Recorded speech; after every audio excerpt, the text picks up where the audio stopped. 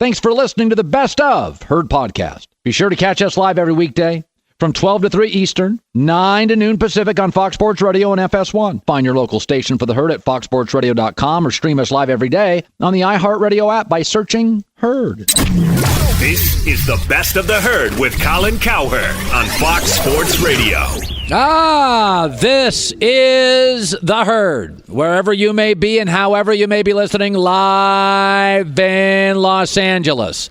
iHeartRadio, Fox Sports Radio, and FS1. Joy Taylor is joining me on a Monday, 1 hour from now, where Colin was right, where Colin was wrong. James Harrison on the show today. What a wild weekend. Starting on Friday, you have Dodgers, you got NFL, you got college. Harbaugh dominates the Big Ten. So going forward, you ready to go? Let's do it. Let's do it. Let's start with this. Well, Philadelphia, are you having fun yet? Because you're celebrating in dog masks and got a book. And you do realize in the NFL, it's an 11-and-a-half-month grind. After you win the Super Bowl, go to the Bahamas and then get back in your office and put in 15-hour days. That's the NFL. If you want time off, coach college football. Coach college football. Because in college football, if you win recruiting day, you win 80% of your games unless you're a boob. I mean, unless you're an incompetent hack. If you win recruiting day in college football, you win 80% of your games. But it doesn't work that way in the NFL. The New England Patriots are amazing, a dynasty, and nobody cares. Yesterday, they won by a yard. The week before, they won by a play. Nobody cares how good you are. Nobody cares about your dog masks. Nobody cares about your books. Nobody cares about your parades. You partied too much. Got politically engaged. Told us how smart you were and how progressive and how thoughtful. And now you can't beat Carolina at home with a 17-0 lead heading into the fourth quarter. Philadelphia, you forget last year. Even last year, you were winning by one possession. 6 of the Eagles' 7 games this year, one possession. 9 of their last 11 games dating back to the last year, one possession. And in fact, one of those games that doesn't count as a one-possession game, Oakland, go back and look at the highlights late. It really was. If you want time off, coach college. But in the NFL, nobody cares about your dynasty. Nobody cares about your rings. Nobody cares about your parades. You went from hunters to the hunted. You thought because you won a Super Bowl and Carson Wentz didn't play and Jordan Hicks didn't play and Jason Peters didn't play, you thought, we're getting all those guys back. Woohoo. Honey, schedule a couple of vacations. We don't need to go into the office. And guess what? I still like you. Still like your GM, like a coach. I still think you're aggressive as heck, and I still think you'll probably at the end of the year win the division. But you're not winning the Super Bowl this year. Because it doesn't look like to me you put in the time, the details. You're not as good at it. You're just not. Now, you've had some injuries. So what? Gronk didn't play yesterday for New England. No excuses. Well, we've had injuries at running back. New England didn't have Sony Michel yesterday late. No excuses. They're better at details than you are. Now, you're still aggressive. The last few years, since 2016, you lead the NFL in fourth down attempts and fourth down makes and two-point conversions, and there's a lot I like about Philadelphia. I like the owner. I like the GM. I like the coach. I like the quarterback. The fan base I can do without. But did you see yesterday after the game, Carolina's mocking you. They're laughing at you. They did the dog mask on social media. If you don't want to grind for 11 and a half months and you want to have fun, go have fun. Play college football. But you're not going to be a dynasty. Dynasties are hard. Every day, grinding. Everybody made fun of Bill Belichick. Everybody makes fun of Bill Belichick. Remember a couple years ago they won? And he came out and it was at the victory parade. And it was like, you know what Bill Belichick did? First of all, he said this. Remember this. No days off. No days off. No days off. Yeah. No days off. No days And everybody off. gave him crap. No. Do you know where Belichick went from that parade? He went back to the office to look at film. So what's happened to Philadelphia is what we predicted. They'd still be good, and they still have good personnel, and I still like them. But this idea the NFL's fun, it's called work. This is not, Saturday is for separation. Saturday is to watch Oklahoma blow somebody out and Alabama blow somebody out and Clemson blow somebody out because they won the recruiting in February. And 9 of the 11 games they play, they just have better players. But the difference between Tennessee, a bad team, and the Chargers, a great team in London, was a coaching decision, was an inch. The difference between Carolina and Philadelphia, a Super Bowl team from a perennial roller coaster ride, is a foot. And you win because you put in the time. Doug Peterson, a guy I like, is already playing the underdog card. These are games that galvanize football teams, and this is going to do that. This is going to bring us even closer together. Basically told them that, hey, pressure's off of us. Nobody on the outside world is giving us a chance to do much of anything, and pressure's off, so we can go play, have fun, and just relax, and a lot of football ahead too. That's just a bunch of hooey. That's just a bunch of hooey. That's a slogan. That's a motto. You're trying to sell guys in the locker room. Nobody cares about us. No, Philadelphia. They're going to care about beating you the entire year because you're Super Bowl champs. And a couple of years ago, Atlanta was the talk of the NFL, and they got to the Super Bowl. And now Atlanta is no good. And they're going to lose tonight in Monday Night Football probably. Work. Don't want to do it? Go coach college. Don't be a GM in the NFL. Go be an athletic director in the SEC. The NFL is a grind. Celebrate briefly, grind daily. And I think a lot of people aren't built for it. Bill Walsh was built for it. Chuck Noll was built for it. Belichick is built for it. Jimmy Johnson was built for it. But it's hard. Got any more books to sell? Let me shift gears to the Dallas Cowboys. You know, it's funny. Teams, and it's not strange, but it happens. Teams tend to take the personality often of their cities or their owner. Every great Laker team has had some flash. Showtime Lakers, Magic, Kobe, Kareem. It's a city of stars. Every great Laker team, even go back to Wilt and Jerry West and Gail Goodrich. There's never been like a bad boys Lakers. You know what I mean? Detroit's a tough city. Detroit, they build cars. Detroit teams are tough. Every Detroit team that wins is tough. Okay. How about the New England and Boston, 51 universities within the metro area of Boston. The Patriots, cerebral. The Celtics, cerebral. The Red Sox, evolvers, adapters, innovators in baseball. Golden State Warriors, Silicon Valley, progressive. You tend to mirror your cities, and you often mirror your owners, right? And Dallas is an aggressive town. I mean, Jerry Jones buys the team, fires the only coach they've ever had, goes and gets a college guy, aggressive. Dallas is aggressive. The state of Texas. We do big things in Texas. They're not worried about saving the red owl. Okay, in Texas, they do big things. They don't have regulations. Dallas is an aggressive town. Oil money, wheeling and deal.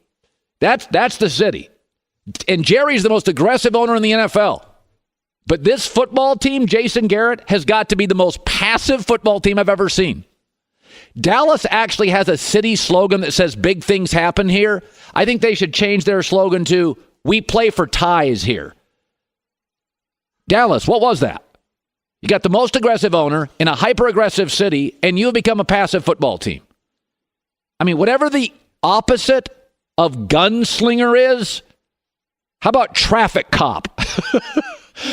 Whatever. Brett Favre is a gunslinger. Jason Garrett's a traffic stop. Watch your way. Walk slowly. Look both ways. Don't get in trouble. What's going on here? You had over a minute left. Alex Smith did you a favor. Stepped out of bounds. Saved you a timeout. Over a minute. Have Dak. Got good field position. You were playing for a tie. 12 seconds left. You never made a shot at the end zone. Jerry Jones is the most aggressive owner in the NFL. Dallas is as aggressive, anti-regulation as any city in the United States. I don't want to hear about snap infractions. I don't want to hear about the clang as the ball hit the post. I don't care about that stuff. That final drive, you were playing for a tie. 12 seconds to go at the 31, never took a shot at the end zone. And by the way, if you don't trust Dak, and it looks like you don't trust Dak, you got the wrong quarterback. I mean, you keep telling me you like Dak, but you're not showing me that with your actions. When I watch Dallas play, people say a lot. I don't do this. I do this. You know what I look at? Actions. That's what I care about. What do you do, not what you say?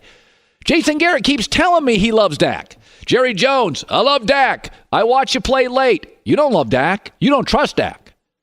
Jason Garrett's a traffic cop. Dak, look left, look right, walk slowly, slow down, go back to the curb. Dak, don't,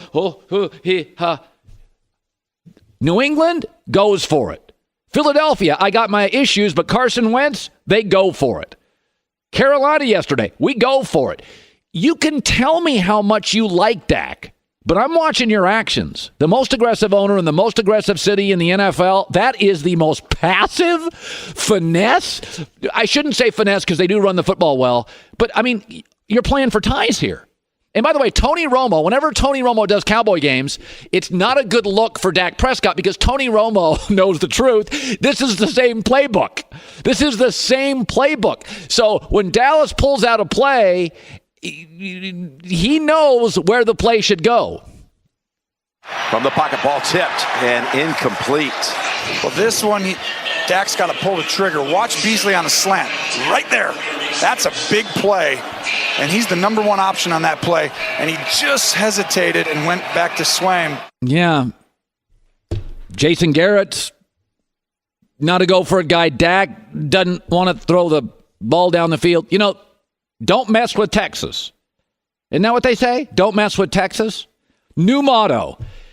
If you wouldn't mind, we'd like to play for a tie. Does that offend you? We're going to settle here for this and settle here for that. And, I mean, you're watching that game. Look at who have been Cowboy legends.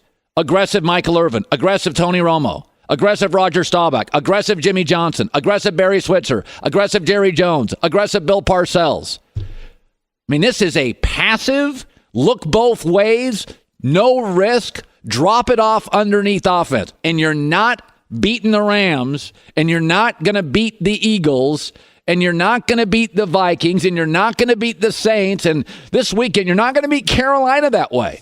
And stop telling me you love Dak, because I don't see it. You're saying it, but I don't see it. Be sure to catch live editions of The Herd weekdays at noon Eastern, 9 a.m. Pacific on Fox Sports Radio, FS1, and the iHeartRadio app. By the way, the Patriots won. And again, last 2 weekends, Patriots, the best detail-oriented team I've ever seen. They're obsessed on it. Not about fun, about grinding. They won by a yard yesterday. They won by a play the week before.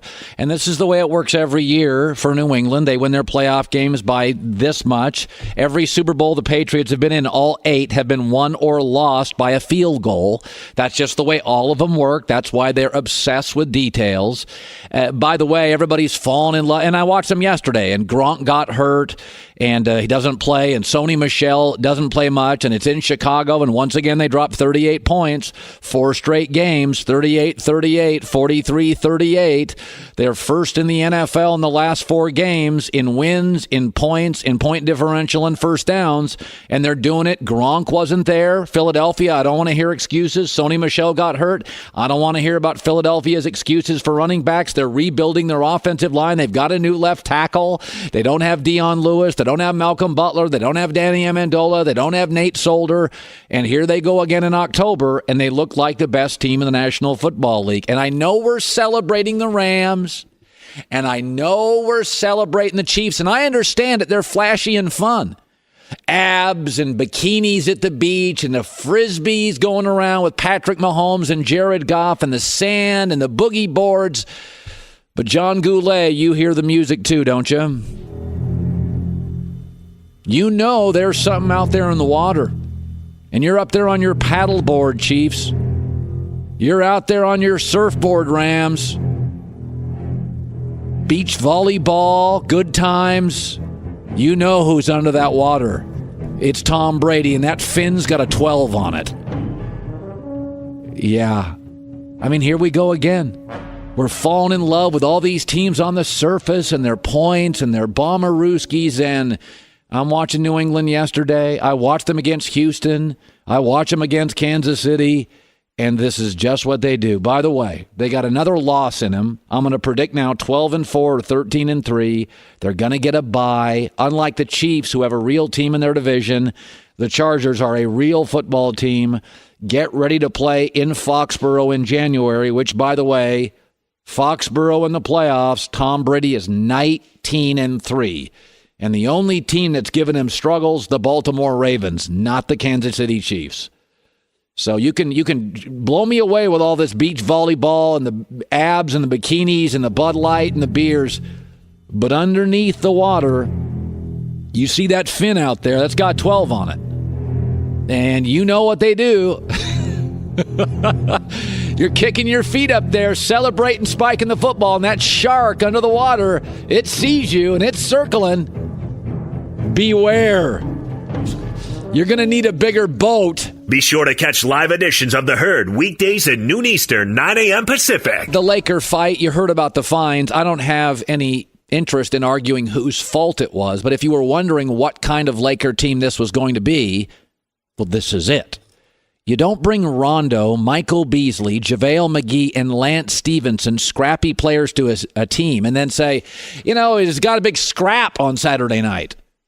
This is what the Lakers are going to be. LeBron James and Magic Johnson knew when they put this puppy together. Remember, they got Rondo later. When LeBron signed here, they had Kuzma, they had Josh Hart, they had Lonzo Ball, they had Brandon Ingram. They went and got Lance Stevenson. They went and got Beasley. They went and got JaVale McGee. They went and got Rondo. Why? Because this is how they're going to win. This was a 1-point game when this happened, and Houston's a lot better than the Lakers are. Houston's a lot better than the Lakers are, and it was a 1-point game. And this team is tough and annoying and agitating and scrappy, and that's the way they're going to win. Magic and LeBron knew we don't have enough shooters. It's a shooters league. They knew that. So they went, when LeBron got here, after he got here, they added scrappy guys. And this is what scrappy guys do. This is what scrappy players do. Golden State's going to beat you with finesse and skill. Houston can beat you with some skill.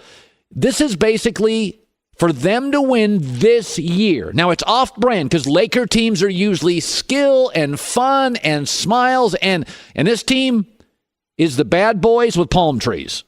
I mean, you're going to have to win like the Pistons with palm trees. And that's off-brand for the Lakers, but that's what this team is. If you're wondering what kind of team they are, this is what kind of team they are. They are becoming exactly what they recruited in free agency and found in trades. This is it. A team, by the way, they're already 29th in the NBA in three-point shooting. Okay? Because, as we predicted, they'd be 29th in the NBA in three-point shooting. So here was the fight. If you did not see it and did not hear it, roll the tape. Look out. Little extracurricular. It's Ingram and Harden. No, look out. Rondo and Chris Paul, and they're throwing punches. Keith Vandeweghe is about 10 rows up, so he's got a front row seat. There's going to be some suspensions.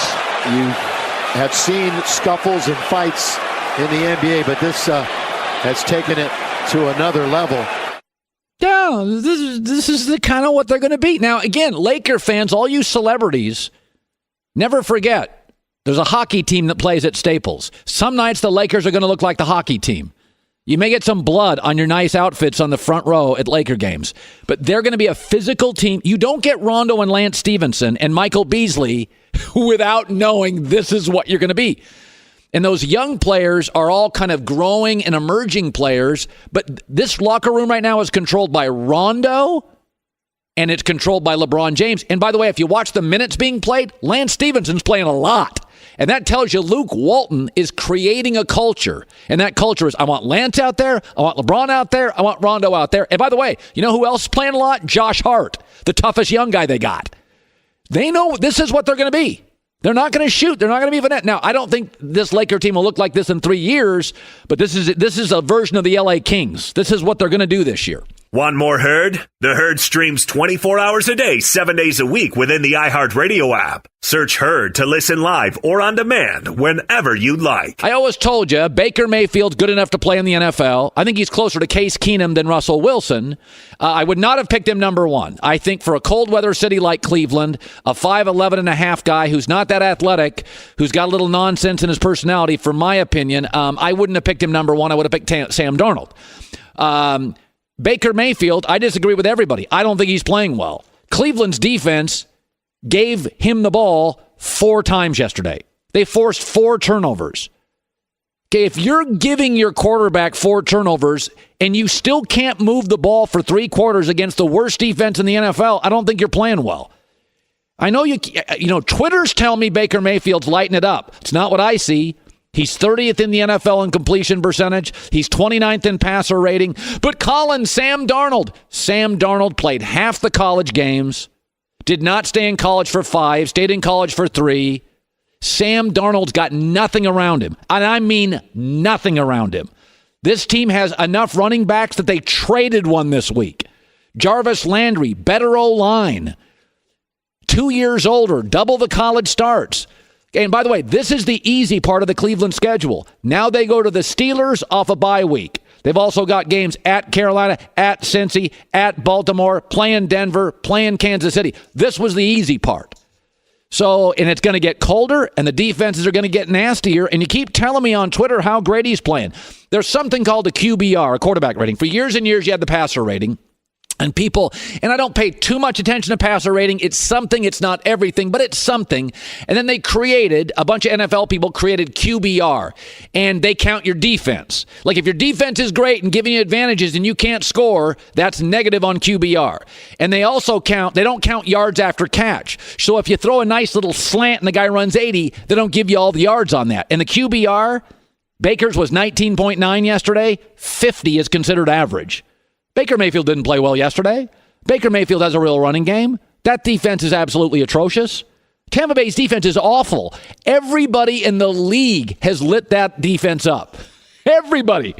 There's only one quarterback that scored fewer points than Baker Mayfield against that defense, Nick Foles. That defense is awful. Yesterday, Sam Darnold played the Vikings. It's 11th, and it's good, and it's talented. So I don't want to sit here and compare them every week, but everybody on Twitter is telling me how good Baker's playing. They had 126 yards in 3 quarters. His QBR was 19. 50's bad. They have so many running backs they could trade one. They've got a real star wide receiver. They got a better O-line than the Jets. I don't see him playing well. I just don't. I think he gets sacked too much. I think he sometimes struggles to see the ball downfield because of his size. And we can keep comparing him back and forth, but he's got double the starts of Darnold. He's got 5 years in college, not 3. That's called a master's. I don't think he's playing well. By the way, Hugh Jackson came out and said, I'm going to take over the offense. Well, what's that telling you? He's not happy. Hugh Jackson's like, we're getting 4 turnovers. This defense is nasty, and we're losing games, and we can't move the ball the first 3 quarters. So I disagree with Twitter. I don't think he's playing great. Be sure to catch live editions of The Herd weekdays at noon Eastern, 9 a.m. Pacific on Fox Sports Radio, FS1, and the iHeartRadio app. We do it every Monday throughout the course of the year at this time, where Colin was right, where Colin was wrong. Where Colin was right? The best football picking year I've ever had. 6 of 7 weeks, the Blazing 5 won again. I could have been 4-0 yesterday if not for a missed extra point. I said the Colts would be the lock of the year over the Bills. I picked the Panthers to upset Philadelphia in Philadelphia, and I guaranteed Washington would beat Dallas over 60%. It's just one of those years where the numbers are lining up, and yes, I've already checked out the numbers for this week, and I've already got my Blazing 5 picked. Where Colin was wrong. Cam Newton did all the things I never trust with Cam Newton. He was accurate. He drove the ball, not throwing off his back foot. He was better late in games. He was a leader. He made tough throws. I'll say this about Cam. I've had my criticisms, but now he has multiple touchdown passes in 5 straight games. He's never done that before, and a lot of it is Norv Turner. So what it shows me, despite all the fame and the looks and the money, he is coachable. He still throws the ball too reliant on his arm and not enough on technique, mechanics, and his legs. But he was fantastic in the 4th quarter. He was poised. He was in control of the football game. And it was the Cam I wish I got more of. Where Colin was right. Meanwhile, Andy Dalton shrinks like a cheap T-shirt every time the lights are on. He's now officially 0 for 6 on Sunday Night Football. He is 2 for 13 against the Steelers, and yesterday against the worst defense in the league, he was awful, 15-29. Cincinnati got 10 points. I mean, come on. Come on. He's a C-plus quarterback. I've been battling this for years. Some guys rise to the moment, and some guys shrink. And I don't even need to tell you the guys that rise, but I do have to keep reminding you of the guys that shrink. It's not that he's 0 for 6 on Sunday Night Football. He often plays his worst games of the year in primetime. Yesterday, his passer rating was under 85. His completion percentage in 2018 was under 59. Where Colin was wrong. I predicted Brandon Ingram would assert himself very quickly as the number 2 guy in the Lakers behind LeBron. Well, he won't play for the next 4 games. He got into a fight and is suspended. He has not hit in 2 games a three-pointer. He has looked at times passive. In fact, right now, JaVale McGee is leading Brandon Ingram in points per game. And Josh Hart, by the way, is the young player that everybody in L.A. is talking about. And Josh Hart from Villanova's got a ceiling, but he plays his butt off, and he's really tough, and he doesn't back down from anybody. And Brandon Ingram was the guy I thought would assert himself game 1. 2 games in, doesn't look like I was hoping he'd look like. Where Colin was right? Oh, Jim Harbaugh can coach. Interesting. Sometimes the media, I don't even understand what they're saying. The media going into this year was comparing him to the guy he replaced, Brady Hoke. Brady Hoke, in his 4th year, was 5-7. Michigan now has firm control of the conference, just steamrolled Wisconsin and Michigan State, only Big Ten team without a loss, and in control coupled with Ohio State's loss. Their defense is the best in the conference. I don't think they're good enough to beat an Alabama or a Clemson or Oklahoma. I still have concerns about their offensive line. But do people in the media, do you just attach yourself and don't we have the time to do data and facts? He won in San Diego. He took an 0-12 team in Stanford and won. He took the 49ers in 1 year and took them from 6-10 to 13-3. And you think he's Brady Hoke. Okay, Michigan may never be Alabama. The dude can coach. We told you on Friday he's going to win this game convincingly. And by the end of the weekend, he's going to have control of the Big Ten. And voila, he does. Where Colin was wrong. The Toronto Raptors beat the Celtics. They are 3-0 and they beat the Celtics. Listen, it's nothing against the Raptors, but they're sort of like the country they play in Canada. They're nice, they're pleasant, they're likable. Not a lot of dog, not a lot of alpha. But they beat the Celtics. They even won a game this weekend without Kawhi Leonard. The media has loved the Raptors for years. They give good quotes. They're smart. They're progressive. But in the end, big arm wrestling contest in April. Do you really trust them? Not really. But they've looked good, and Kawhi Leonard is fit right in. Where Colin was right? Saxonville is officially Mediocreville. Come on, man. Blake Bortles got benched for Cody Kessler. I mean, there you go. And I've said, I doubled down on it last week. The way to solve a problem is admit first you've got a problem. Not a single Jaguar player in that locker room buys Blake Bortles. In fact, there was reportedly a fight in the Jacksonville locker room after the game. You can tell players things, but you can't fool players. Nobody buys Blake Bortles. That's why I said Jacksonville 10-6 will pull way back. I said they'll be 8-8. Andrew Luck's back, Deshaun Watson's back, and they'll go to their rightful number 3 spot in the AFC South. Where Colin was wrong. I love aggressive play calling, and I always say, be aggressive. Be like the Eagles. Aggressive, aggressive, aggressive. Like Doug Gottlieb said, I hated what Tennessee did. They're now 0-7 on 2-point conversions. Listen. For the rest of you teams, keep going for it. For Tennessee, let's scale back. Mariota's not good on the 2-point conversion thing. And as Doug pointed out, the Chargers were on the field and gassed. You just get the extra point. You go to overtime. You feel like you've outplayed that football team. If you feel you've outplayed a team, then go to overtime. If you feel you're lucky to be in the position you're in, then go for the win. Tennessee had played well. They played good enough to beat an excellent Charger team. You kick the extra point. That's one of those aggressive for aggressive sake. I didn't like it. Where Colin was right? Lakers are 29th in three-point shooting. 24% threes. Listen, some problems in basketball don't go away. Short teams can't get tall. And bad shooting teams don't become good shooting teams. LeBron's only hit 1 3-pointer. We can sit here every day and try to figure out this. Luke Walton has got one major problem, and it's not solvable.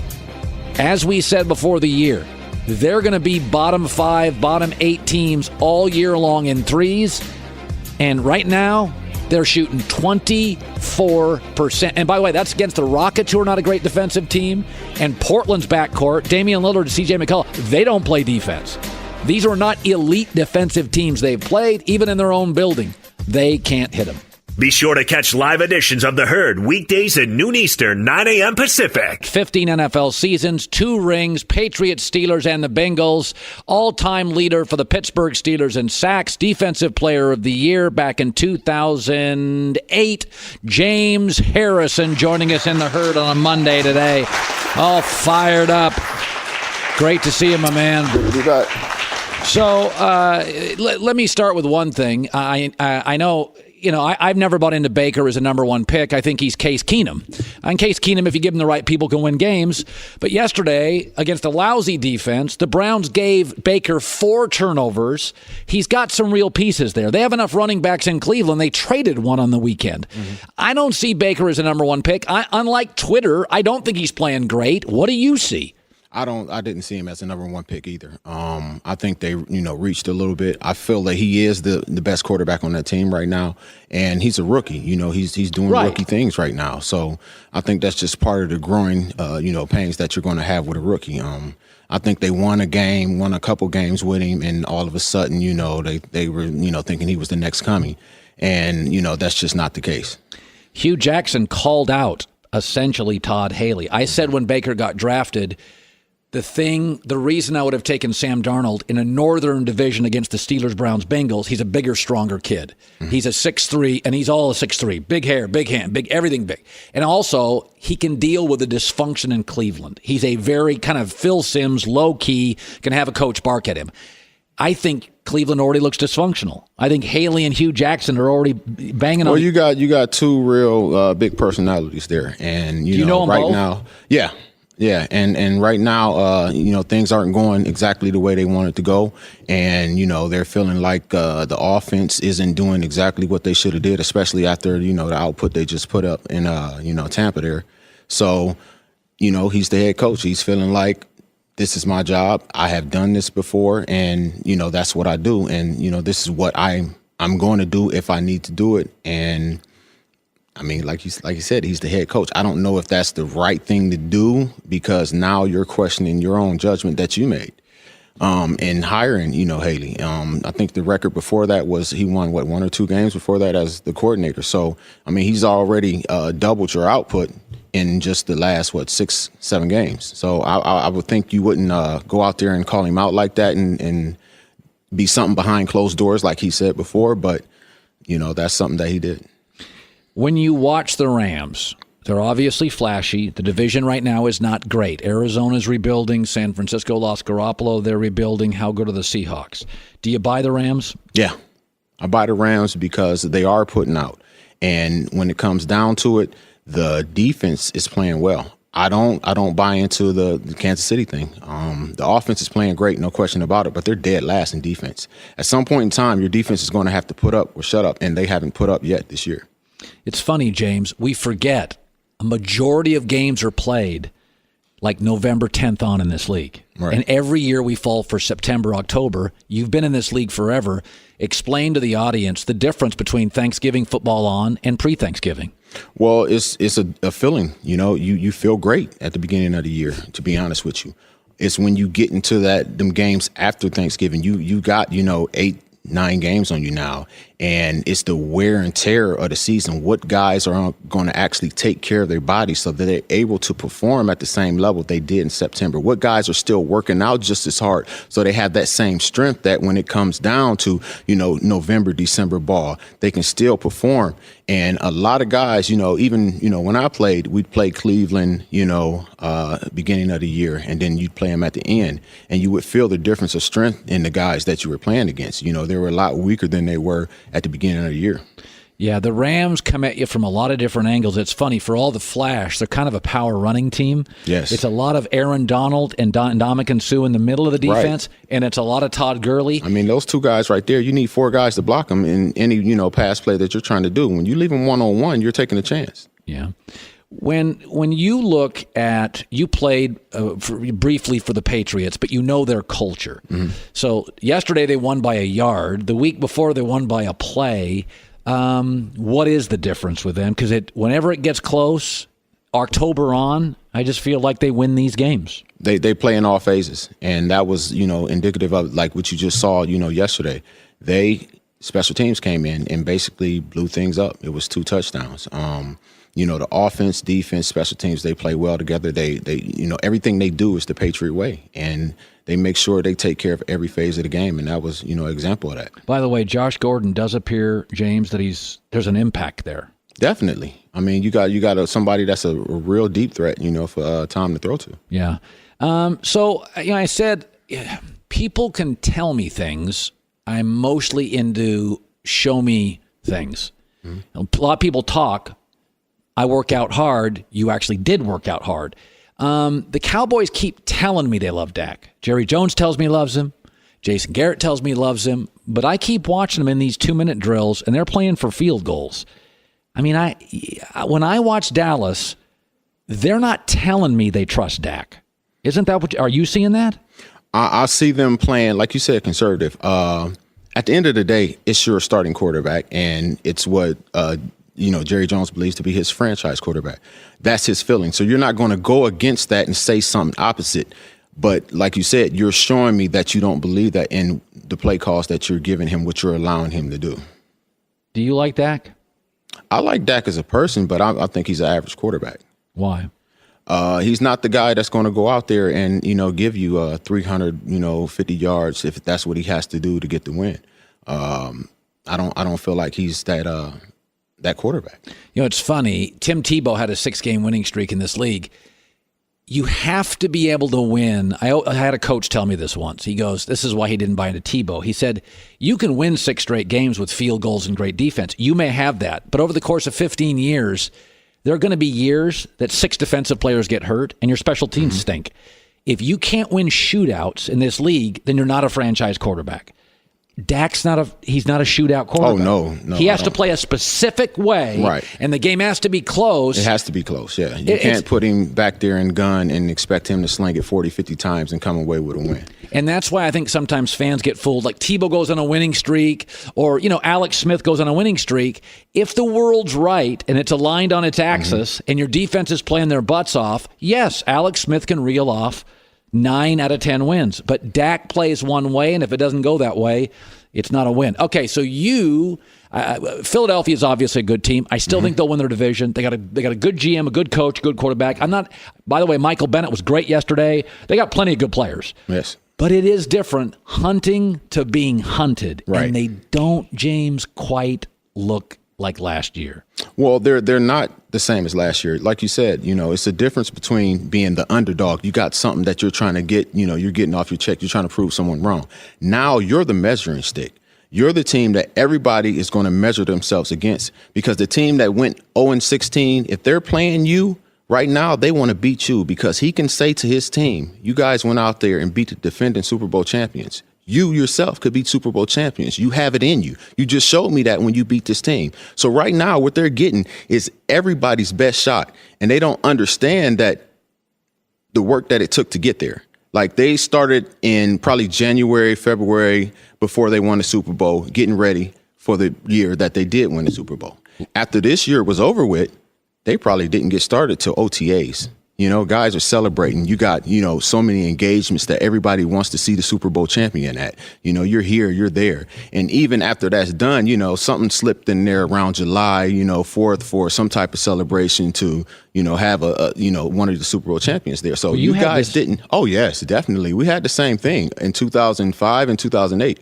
Those 2 years, we didn't even make the playoffs after that. Now, the year that we went in 2010 and lost to Green Bay, we made the playoffs that next year. Why? Because we lost. We had something to prove.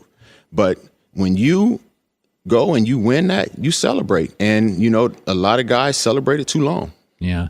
Well, I mean, listen, when you win a Super Bowl in Philadelphia, every car dealership, Exactly. Every card. Oh, I'm telling you, everybody wants you here. They want you there. And I'm not going to even lie. My first Super Bowl, I was a special teams player. I literally made more money in that offseason than I did all year, because everybody wanted to have you there. You know what I'm saying? Because you were the Super Bowl champions. And like I said, you're getting everybody's best shot that next year. And you got to realize that. Good seeing you, bud. You too.